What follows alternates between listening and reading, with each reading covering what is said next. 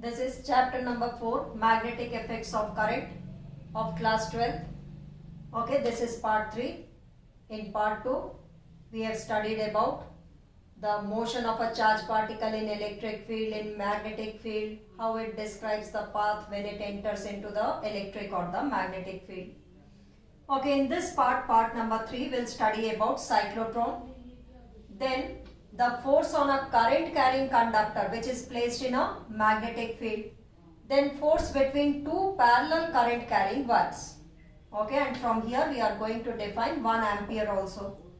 A current carrying loop, when it is placed in a magnetic field, it experiences a torque. So here we'll derive the expression for torque. Okay, then in the next part we'll be studying about a moving coil galvanometer, then how to convert a galvanometer into ammeter and then into voltmeter. The first topic is cyclotron. Cyclotron is a device which was developed by Lorentz and Livingstone, by which positively charged particles like proton and deuteron etc. can be accelerated. Okay, and they acquire enough energy to carry out nuclear disintegrations. That is, these charged particles were further used in nuclear disintegrations. So basically it is a device to accelerate heavy charged particles like proton and deuteron. The basic principle behind it is it uses both electric and magnetic fields. Okay, and these fields are perpendicular to each other. So it is using both electric and magnetic fields, which increases the energy of the charged particles. Here the electric field, every time it will be accelerating the charged particle, and magnetic field will be moving it in a circular path. So both electric and magnetic field are used, which are crossed fields. That is, both are perpendicular to each other, and such fields we call it as crossed fields. Okay, and they increase the energy of the charged particles. That is, they accelerate the charged particles. Okay, then we come to its construction. It has to be written in the same form. That is, these headings should be there. The basic principle, then its construction. Okay, it consists of two hollow metallic chambers which are D-shaped. They are shaped like alphabet D. So that is why they are called as Ds. Okay, as you can see here, the first chamber, it is a hollow metallic chamber. Okay, it is a hollow, inside it is hollow, and it is a metallic chamber. As it is shaped like D, it is called as DEED. Let us name it as D1. Okay, the other hollow metallic chamber is placed right in front of it, which is again shaped like the alphabet D and is called as D2. So these are two Ds, D1 and D2, and these two Ds are perpendicular to the plane of the board. Okay, or you may write perpendicular to the plane of the paper. And these Ds are separated by a small gap. Okay, this is the small gap. These Ds are separated and it is connected to a high frequency oscillator. These Ds are connected to a high frequency oscillator which will change the direction of the electric field between the gap of the Ds every time. So the direction of the electric field keeps on changing between the gaps of the Ds. Okay, and this arrangement is placed between two pole pieces of strong electromagnet. So here it is north pole and here it is south pole. So the magnetic field is from north to south in the plane of the board, in the plane of the paper. Okay, whereas the plane of the Ds is perpendicular to the plane of the board, or you may say plane of the paper. So this is the basic construction of a cyclotron. It consists of two hollow metallic chambers shaped like D. So they are called as Ds. Let us name it as D1 and D2. And these Ds are separated by small gap. And these Ds are connected to a high frequency oscillator which creates the electric field between the gap of the two Ds. Okay, and this arrangement, the whole arrangement is placed between two pole pieces of a strong electromagnet such that the magnetic field is perpendicular to the plane of the Ds. Okay, and when the charged particle acquires enough energy, that is maximum radius, it can be taken out through a small window over here. Okay, and can hit the target. Now let's discuss its working. A positively charged particle is emitted from point O. Point O is at the center of the gap between the two Ds. Okay, and as these Ds are connected to a high frequency oscillator, let initially D2 is the D2 is negatively charged and D1 is positively charged. As this charged particle is positively charged, so it will be accelerated. That is, there will be some electric field created between the gap of the two Ds, and the direction of the electric field will be from positive D to the negative D. Let D1 is initially positively charged and D2 is negatively charged. So this is the direction of the electric field. Okay, and this positively charged particle will be accelerated due to this electric field towards D2. As it enters D2, it will be shielded from the electric field. We know that inside a hollow metallic chamber, the electric field is zero. So it will be shielded from the electric field, and now it is entering perpendicular to the magnetic field. So it will describe a circular path. As it is a semicircle over here, so it describes a semicircular path. Okay, and comes out of the DD2, that is between the gap of the two Ds. Now it is so tuned that the as soon as it comes out, D1 becomes negatively charged and D2 becomes positively charged. Okay, so the frequency is matching. So as soon as this positive charge particle comes out, now the direction of the electric field is in the opposite direction, that is from D2 to D1. That is D1 is negatively charged. So this charge particle will be further accelerated in the gap due to the electric field. Okay, and enters D1.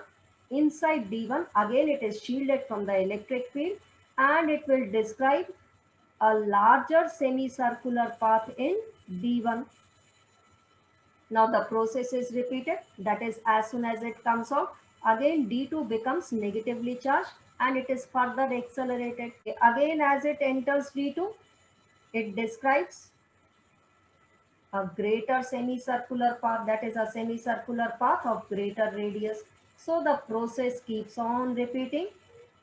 As soon as the charge particle comes out, the polarities of the D's changes and the charge particle describes a spiral path.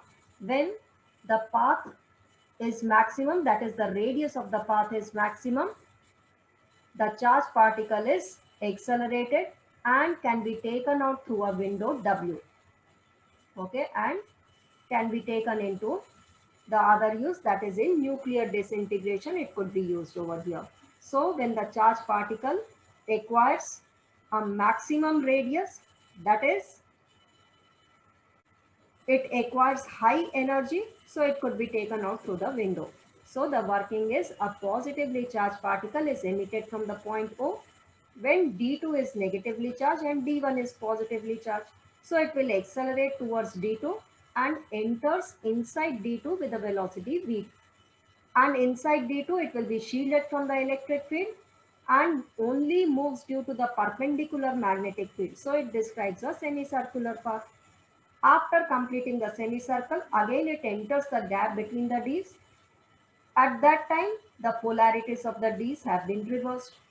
Okay, because it is so tuned that the polarity changes as soon as the charge particle comes out of the D. Now the particle will be further accelerated towards D1 because now D1 is negatively charged, so it will be further accelerated and it enters D1 and describes a larger semicircular path than before. So this process continues till the particle acquires the maximum radius and it acquires a high energy and can be taken out through the window W. So hence we see here that the charged particle is accelerated every time by the electric field. Now each time the acceleration increases, which increases the energy of the charged particle. As the energy increases, the radius also increases. So the path described by the charged particle is a spiral one. Now let us understand the theory behind it. Inside the D, it's only moving due to the magnetic field, so it experiences magnetic Lorentz force. Okay, so the necessary centripetal force, which is mv square upon r, should be equal to 2vb sine theta. Here theta is 90 degree. Why? Because the charged particle is entering with the velocity v perpendicular to the magnetic field. The necessary centripetal force mv square upon r should be equal to qvb. From here, r is equal to mv upon qv. Now let's find out the time taken by the charged particle to complete one semicircle.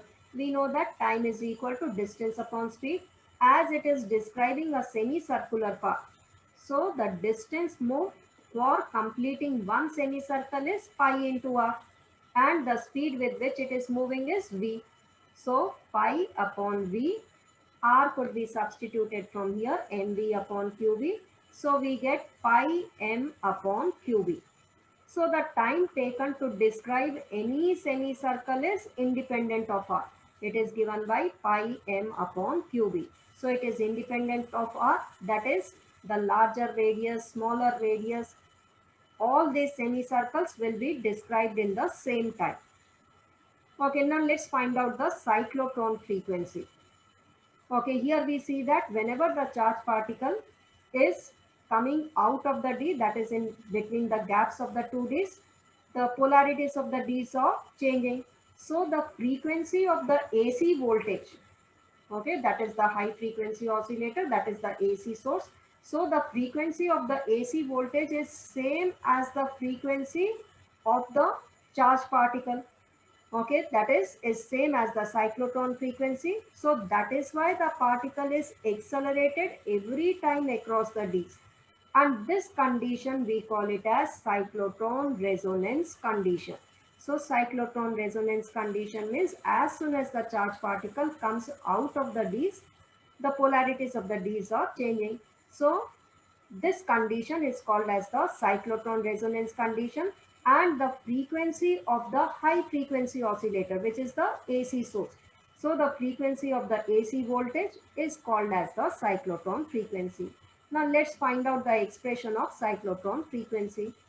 Capital T is the time period of the alternating electric field. Okay, this is the high frequency oscillator and its time period is capital T. That is, in every capital T time, the electric field is changing its direction. And we know that small t is the time for the charged particle to complete one semicircle, which is equal to pi m upon qb. Okay, this is the time for the charged particle. Now, capital T is the time period of the alternating source and small t is the time taken by the charged particle to complete one semicircle. So the time period of the alternating source is equal to twice the time period of the charged particle to complete one semicircle. So capital T is equal to 2 pi m upon qb. Okay, and the frequency of this AC source, we call it as the cyclotron frequency, and we know that frequency is the reciprocal of the time period. So the frequency is given by QB upon 2 pi m, and this frequency we also call it as the magnetic resonance frequency. Okay, here we see that it is independent of the speed or radius of the orbit of the particle. Okay, and the cyclotron angular frequency omega is equal to 2 pi nu, which is equal to qb upon m. Okay, so the cyclotron frequency is given by qb upon 2 pi m, and the cyclotron angular frequency is given by qb upon m. Now let's find out the energy gained by the charged particle. We know that as the charged particle is continuously in motion, so it possesses kinetic energy, and the kinetic energy is given by half mv square. Okay, here we know that the necessary centripetal force mv square upon r is equal to the magnetic Lorentz force, which is equal to qvb. Okay, so from here we can find out the expression of V. V is equal to QB into R upon M. Okay, substituting V over here, what do we get? Energy is equal to half M V square QB into R upon M whole square. So the energy is equal to Q square B square R square upon 2M. Okay. In the numerator it is m and in the denominator it is m square. So what remains? Q square b square r square upon 2m.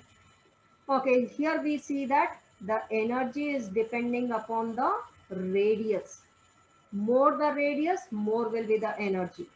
Here Q is constant, the magnitude of the charge is constant, B is constant, mass of the charge particle is constant. So the energy is depending upon the radius. As the path is spiral, that is more the radius, more energy will be possessed by the charge particle.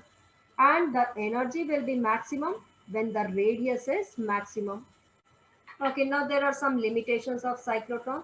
Cyclotrons cannot accelerate uncharged particles like neutron.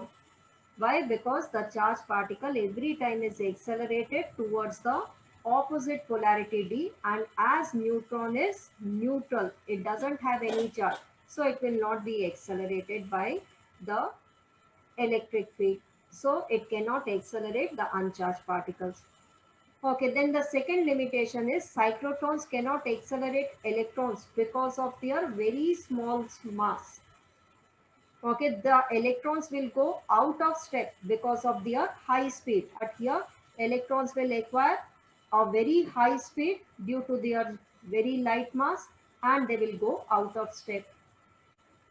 Okay, also, ion cannot move with a speed beyond a certain limit in the cyclotron, because when the speed is comparable to the speed of the light, the mass of the ion becomes m is equal to rest mass upon under root 1 minus v square upon c square. And we know that time taken is depending upon the mass. So as the mass changes, so the time period will also change. So hence, any ion which is moving beyond a certain limit, it cannot be accelerated by the cyclotron. So these are the limitations of cyclotron. Okay, now the next is force on a current carrying conductor placed in a magnetic field. Okay, so force on a current carrying conductor which is placed in magnetic field. Let there is a conductor of length L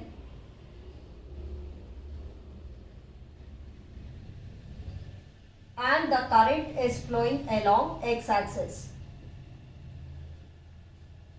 Okay, so the direction of the conventional current is along x-axis, and let this current carrying wire is placed in the magnetic field which is along y-axis. So the magnetic field B is along y-axis.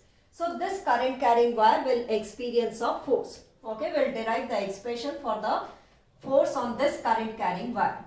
Okay, as the current is flowing through this conductor, we know that it has mobile electrons, free electrons. Let us consider one electron.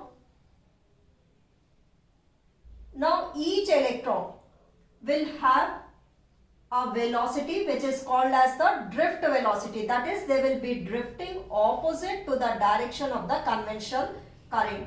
That is, they are drifting with a velocity Vd. Okay, drift velocity we have studied in chapter number 3. It is the average velocity by which the electrons move towards the positive end when it is connected to the terminals of the battery. Okay, so the electrons are drifting towards minus x-axis. Let us consider one electron. The force on one electron, that is on each electron, the force will be according to the magnetic Lorentz force. We know that whenever a charged particle is moving in a magnetic field, it experiences a force Q V cross B. So this is also a charged particle which is moving in a magnetic field. So it experiences a force which is given by E moving with a velocity Vd cross B. So the force vector on each electron is equal to charge on the electron, and we know that charge on the electron is negative into Vd cross B vector. This is the force on one electron. Okay, or each electron will experience this force.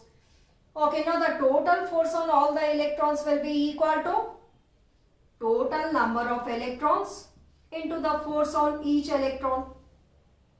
Let small n is the number of electrons per unit volume. Number of electrons per unit volume. Let us represent it by small n. So, this small n is equal to total number of electrons into volume of the conductor. What will be the volume of the conductor? If the length is L and the cross-sectional area is A, then the volume is equal to L into A. Okay, so the total number of electrons is equal to number of electrons per unit volume into volume of the conductor.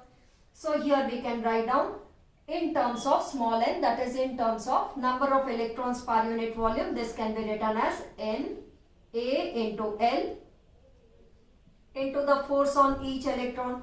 So the total force on the conductor, okay, now this is the total force on the conductor, will be equal to, substitute this force on each electron, what do we get? Minus E N A into L Vd cross B vector. Okay, now here we know that NEA into Vd is the current. This we have studied in chapter number 3. The current in terms of drift velocity is given by number of electrons per unit volume, that is the number density of the electrons into charge into area into the drift velocity. Okay, so we know that NEA into Vd is equal to I. So in place of NEA into Vd, we can write it as I. So the force on the conductor is equal to, okay, now here the drift velocity is opposite to the direction of current. So minus NEA Vd is equal to I. So minus NEA Vd, we can write it as I. And this current is along the length of the conductor. Current is a scalar quantity, so we cannot put the vector sign over it. So the direction of the current is along the length of the conductor, I L cross B vector. So the force on the conductor which is placed in a magnetic field is given by I L cross B vector. And the magnitude of the force will be equal to I L into B into sine theta. Okay, or this can also be remembered as BIL sine theta, BIL sine theta. Okay, so this is the magnitude of the force, and this force will be maximum. This force is maximum when sine theta is 1, because we know that the maximum value of sine theta is 1, that is when theta is equal to 90 degree. So the maximum force will be equal to ILB when sine theta is equal to 1, or you may write down when theta is equal to 90 degree. That is the angle between IL and B is 90 degree. Okay, now let's find out the direction of this force. The direction of this force, okay, either you can find out by using the cross product rule, that is the right hand thumb rule. The tips of the curled fingers are from the first vector to the second vector, then the thumb will give the direction of the force. Okay, so the first vector is IL along x-axis and the second vector here is B vector. So from first vector to second vector, the thumb is pointing perpendicular to the plane of the board outwards. That is, the force is along z-axis. Okay, but the direction of this force is given by Fleming's left hand rule. Okay, now Fleming's left hand rule gives the direction of this force, which states that if we stretch the first three fingers, that is the first finger, the middle finger, that is the center finger, and the thumb mutually perpendicular to each other, such that the first finger is pointing along the direction of the magnetic field, the center finger along the direction of the current, then the force is given by the direction of thumb. So here magnetic field is along y-axis, the current is along x-axis, so the thumb will give the direction of the force, which is along plus z-axis. So the direction of the force here is along plus z-axis. So force is in this figure.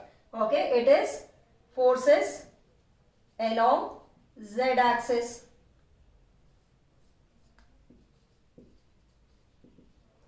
Now let's find out the expression of the force between two parallel current carrying wires.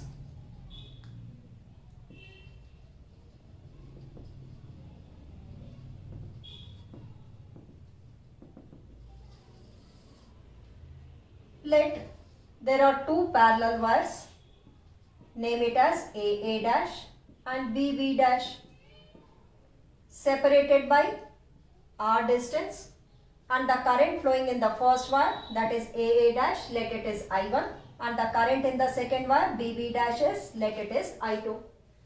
Okay, so they will experience some force.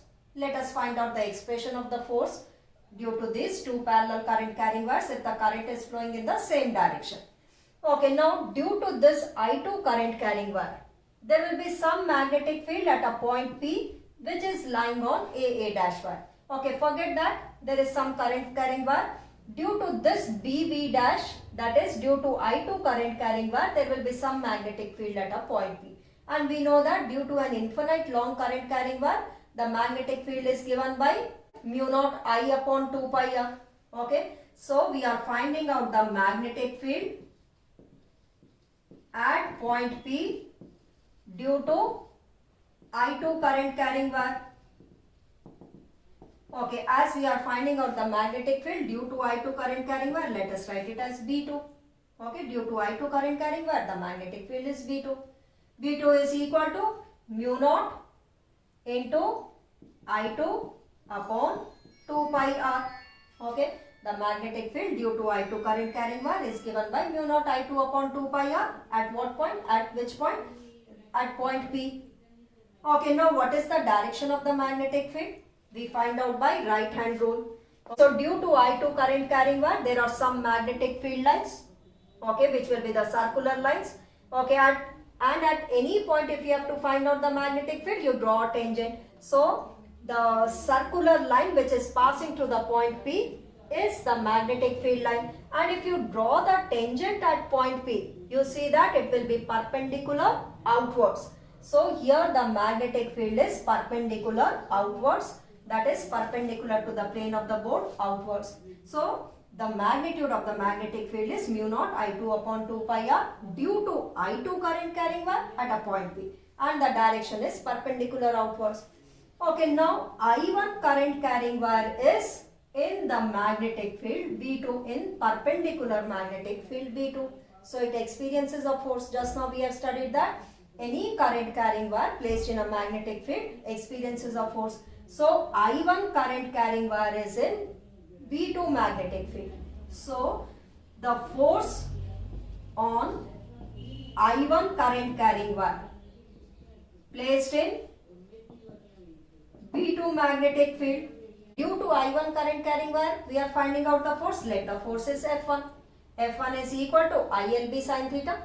Okay, due to I1 current carrying wire, so I1 into L into B2. Why? Because this I1 current carrying wire is placed in magnetic field B2 into sine of angle between IL and B. Okay, here current is I1 is flowing in the upward direction and the magnetic field is perpendicular to the plane of the board outwards. So what is the angle? It is 90 degree. Okay, as it is infinite long current carrying wire, so here we find out force per unit length. So force per unit length will be given by F1 upon L is equal to I1 into B2. Sin 90 is equal to 1. So this is the force per unit length on the I1 current carrying wire which is placed in magnetic field B2. And from where this magnetic field has come? Due to I2 current carrying wire, there is some magnetic field at point P. Okay, now let us substitute this B2. We get it as mu naught I1 into I2 upon 2 pi r.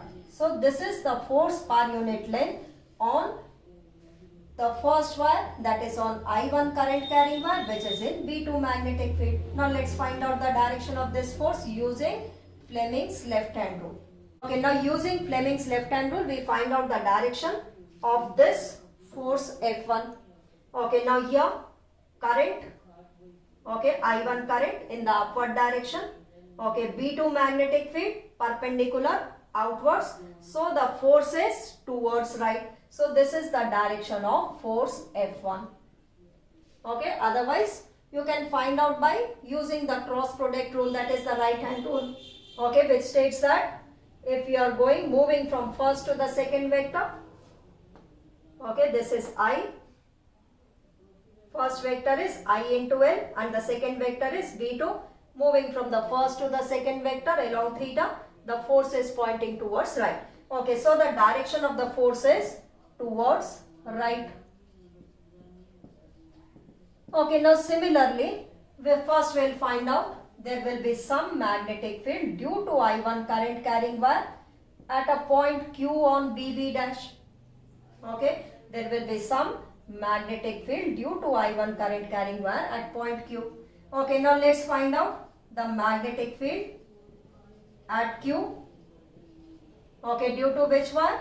Due to I1 current carrying wire. Okay, as it is due to I1 wire, let us write it as B1. B1 will be equal to mu naught I1 upon 2 pi r. Okay, due to any infinite long current carrying wire, the magnetic field is given by mu naught I upon 2 pi r. Okay, now what will be the direction of the magnetic field? Now this is the current carrying wire at point Q. The magnetic field lines are circular lines, and at point Q if we draw the tangent, it will be perpendicular inwards. So the direction of B1 is perpendicular to the plane of the board inwards. So we can represent it by cross. Now I2 current carrying wire is in B1 magnetic field. So the force experienced by I2 wire, let us write it as F2, is equal to I2 into L into B1. Again the angle between IL and B is 90 degree. Okay, I2L in the upward direction, B1 perpendicular inwards, so the angle is 90 degree. Sin 90 is 1. Force per unit length F2 upon L will be equal to I2 into B1. Substituting B1, what do you get? Mu 2 I1 I2 upon 2 pi r is the expression of the force which is experienced by I2 current carrying wire in magnetic field B1. Now let's find out the direction of this force, again using left hand rule or using the cross product right hand thumb rule. You can find out the direction of it. Okay, you will see that now the direction is towards left. So this direction is towards left. So here we see that both the wires are attracting each other with the same force per unit length, F1 upon L, which is equal to F2 upon L, which is equal to mu naught I1 I2 upon 2 pi r.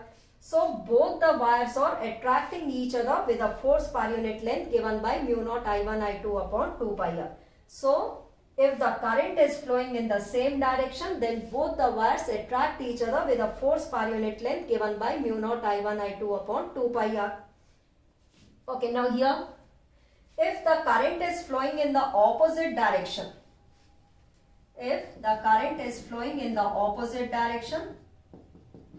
then the two wires will repel each other with the same force per unit length, that is mu naught I1 I2 upon 2 pi r. Okay, so if the current is flowing in the same direction, the two wires attract each other with a force per unit length given by mu naught I1 I2 upon 2 pi r.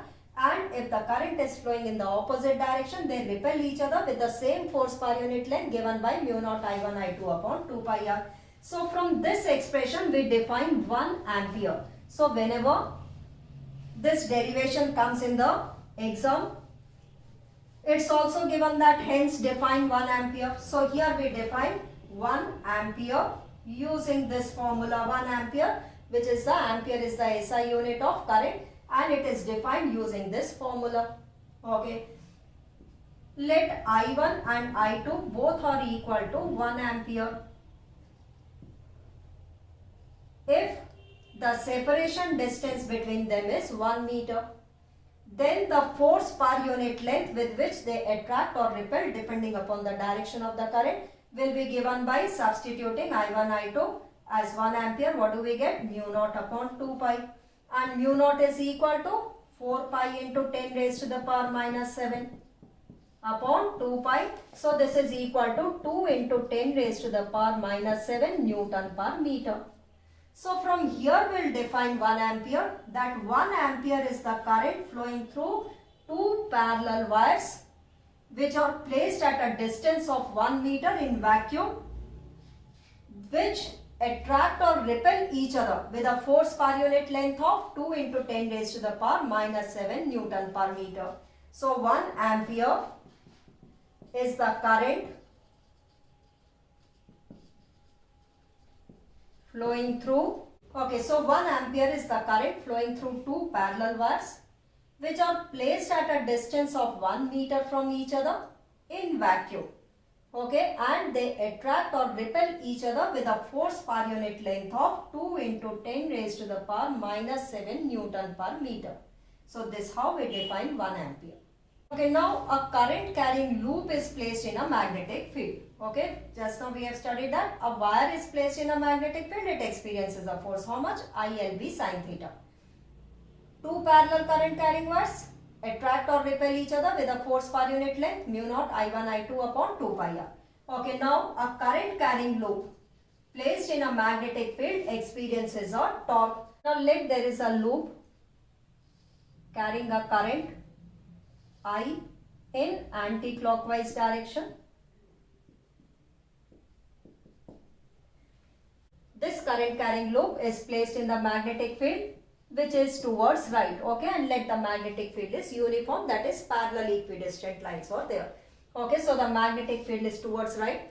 Okay, and now we have placed the current carrying loop in such a way that the perpendicular to the plane of the loop, that is normal to the plane of the loop, is making an angle theta with the magnetic field.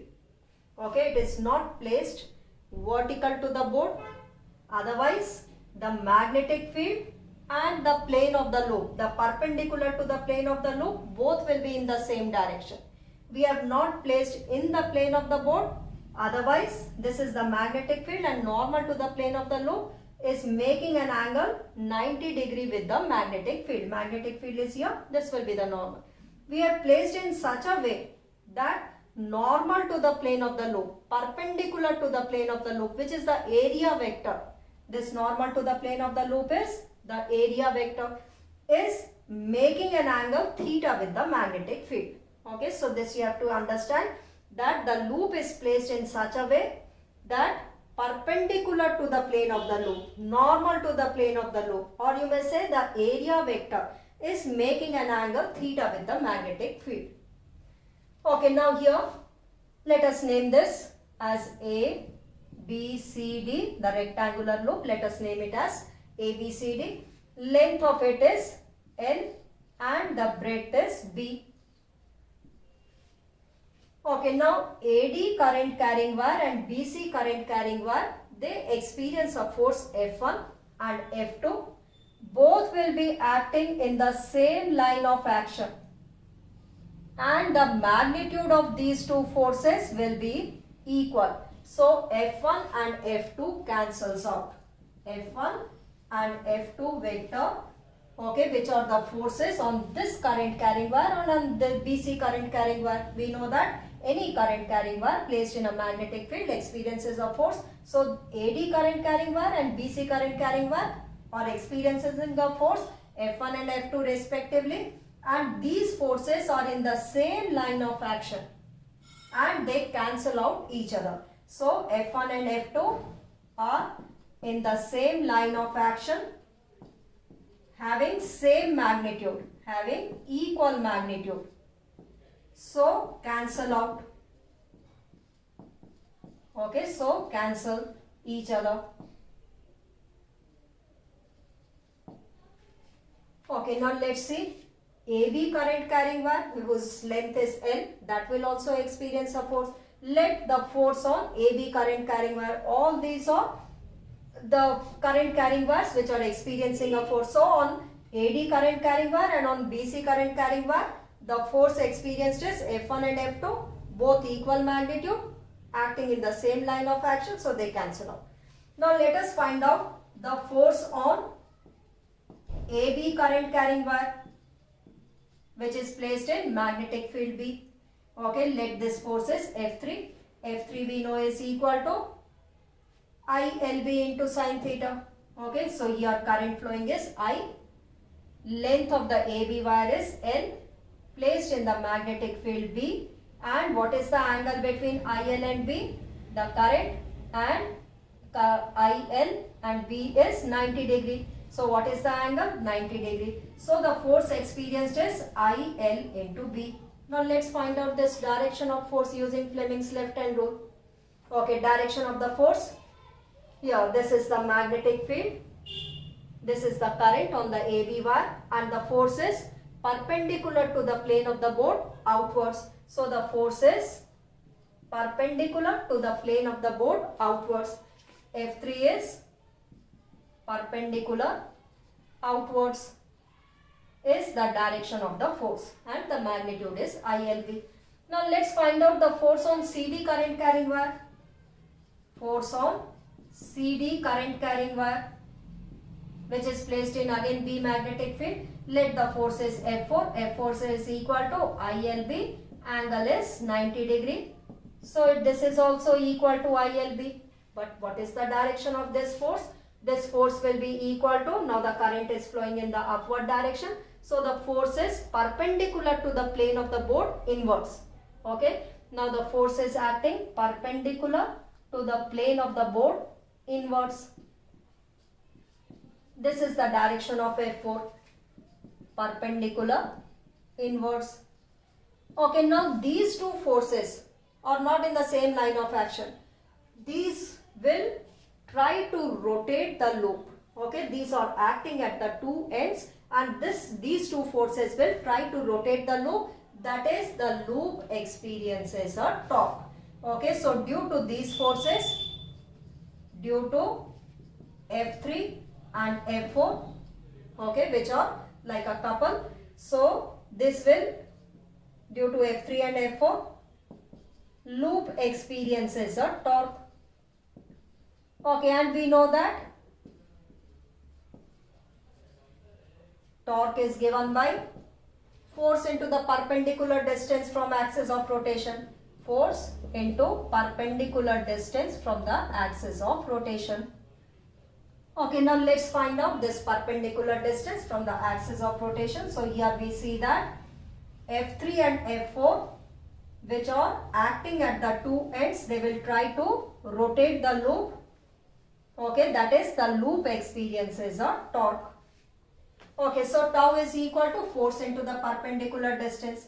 Okay, now this is the plane of the loop, AD. We are not drawing the whole plane. Let the plane of the loop is AD. Okay, and B is the breadth of the loop, that is AD distance is B, and this direction is normal to the plane of the loop, which is the area vector, and magnetic field is making an angle theta with the area vector. Okay, if we complete this triangle, if this angle is theta, it can be proved that this angle is also equal to theta. Okay, now this becomes a right angle triangle. Let us name this point as K. So what is the perpendicular distance? Here KD. So tau is equal to either of the force, which is equal to IL into B. And what is the perpendicular distance? KD. KD will be equal to B sine theta. Okay, it's a right angle triangle. Find out sine theta from this triangle. Perpendicular upon hypotenuse. So this perpendicular distance is B sine theta. Okay, this can be written as IL into B, which is the area, into sine theta. So this can be written as IAB sine theta. So the tau experienced when a current carrying loop is placed in a magnetic field is given by IAB sine theta. Okay, now theta is the angle between the area vector and the magnetic field. So in vector form, this can be written as tau vector is equal to IA cross B vector. Okay, so tau is equal to IA cross B vector. And the magnitude is IAB sine theta. And when will be the tau maximum? Maximum tau will be equal to IAB when theta is equal to 90 degree. That is, the area vector and the magnetic field vector are perpendicular to each other. Okay, and if theta is equal to 0, tau will be minimum. And what is the minimum tau? 0 when theta is equal to 0 degree. That is, the area vector and the magnetic field vector both are in the same direction, then the tau will be 0, which is minimum. Maximum when area vector is perpendicular to the magnetic field. Okay, now pay attention. Suppose the loop is placed in this manner in the plane of the board. This is the current carrying loop.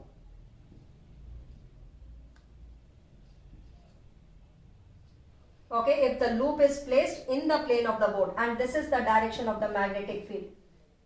Okay, what will be the normal to the plane of the loop? Perpendicular to the plane of the board outwards. Now what will be theta? Theta will be equal to 90 degree. Okay, and the tau will be maximum. And how much? IAB. Okay, current into area into magnetic field. Okay, but if the loop is placed perpendicular, if the loop is placed perpendicular to the plane of the board and this is the direction of the magnetic field, then the area vector and the magnetic field both are in the same direction, then the tau will be equal to 0. Okay, so that is why we have not placed the loop perpendicular to the plane of the board. It is making some angle. The area vector is making some angle with the magnetic field. Okay, so if we would have kept in this manner, then the tau would be 0. Okay, if the plane of the loop is in the plane of the board and this is the direction of the magnetic field, then the tau will be maximum, IAB, and in this case the tau will be 0. Okay, now few points to remember.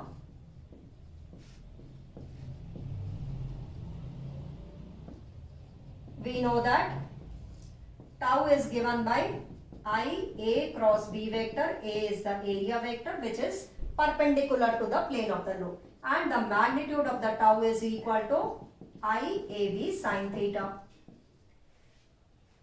Okay, now here this is the area vector perpendicular to the plane of the loop and this is the magnetic field which is making an angle theta. Now here it is given that, if in the numerical it is given that the plane of the loop, okay, AD is the plane of the loop. If the plane of the loop is making an angle alpha with the magnetic field, then what will be tau? Tau will be equal to IAB sin theta. Okay, we know that tau is equal to IAB sin theta, but from the figure we see that theta plus alpha is equal to 90 degree. So here theta can be written as 90 minus alpha. So then tau is equal to IAB sin 90 minus alpha, and sin 90 minus alpha is equal to cos alpha. So IA into B into cos alpha is the tau when the angle between the plane of the loop and magnetic field alpha is given. So in the numerical you have to pay attention that if the angle between perpendicular to the plane of the loop and magnetic field is given, then you will use this expression, tau is equal to IAB sin theta. If the angle between plane of the loop and magnetic field is given, then you have to use the expression IAB cos alpha. Okay, so alpha is the angle between plane of the loop and magnetic field. Theta is the angle between area vector and the magnetic field.